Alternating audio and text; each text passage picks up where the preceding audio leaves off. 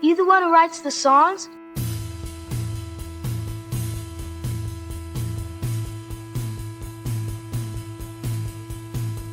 One family, 4 generations, in love with the sound of American pop.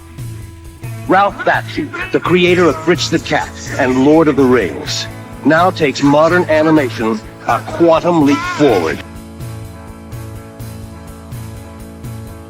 In the field of animation, its spokesman of counterculture commentary remains Ralph Bakshi.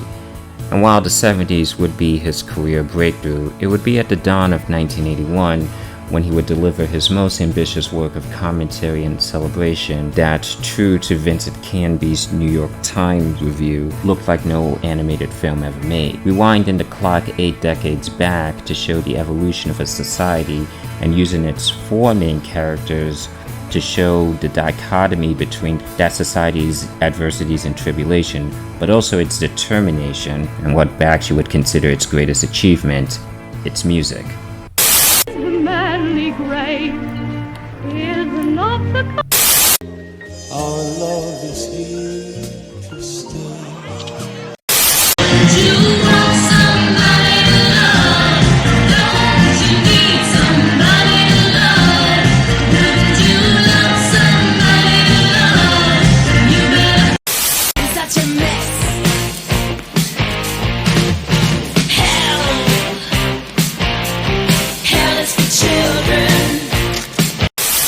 And in true Bakshi fashion, the dichotomy is shown consistently in full force, as in how a character like Zalmi, who shortly after finding a home in America and discovering his talent for vaudeville, loses his mother in the Triangle Shirtwaist Factory fire, beginning a rolling ball of trauma that not only sees his singing career cut short courtesy of a bullet from a German air raid, but his growing dependence on organized crime not only costing him his wife, but also forming the barrier that eventually costs him his son, and in the end, his own freedom.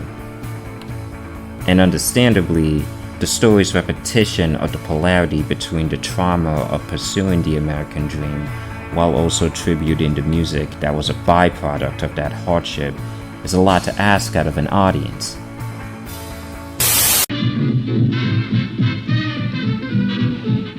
That's a scene from Ralph Bakshi's American Pop, an animated history lesson told through popular song. The film doesn't make much sense for me.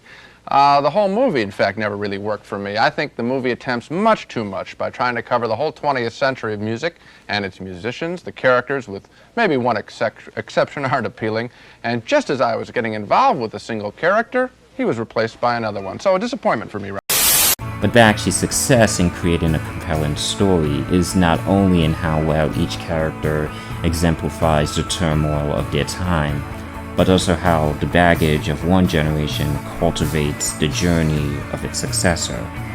Whether it's in how Benny witnessing the death of his mother leads him away from his love of music into believing that enlisting in the Second World War is the only way to redeem the family name his son will inherit. You've been carrying a torch for that bouncer son long enough, you hear? Tony, come here.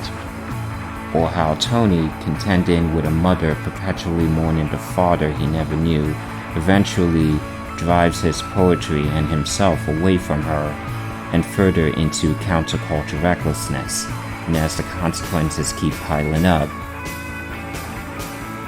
You don't trust me? No.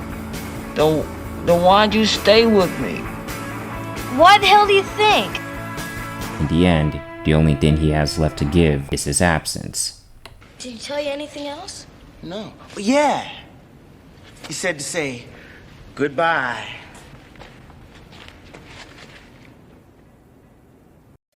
What I try to do very honestly was have animation grow up, do animation that I enjoyed, and have the same freedom that a novelist would have or Marty Scorsese would have in live action. I took animation to where it never went before, trying different subject matter to see how it would fit. I wanted to make very personal films.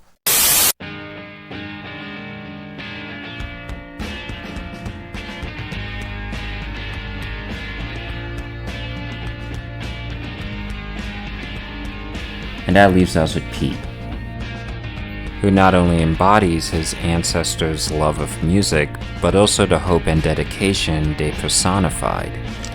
I have been running and fetching for you bunch of punks for 3 years now, and I don't want to be no Candyman no more. You want more money?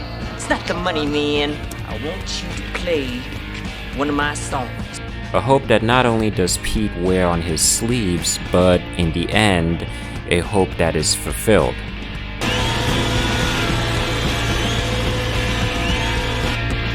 And perhaps this fulfillment can only really happen on the silver screen. And yet it's still a story America loves to tell. A story often told in song.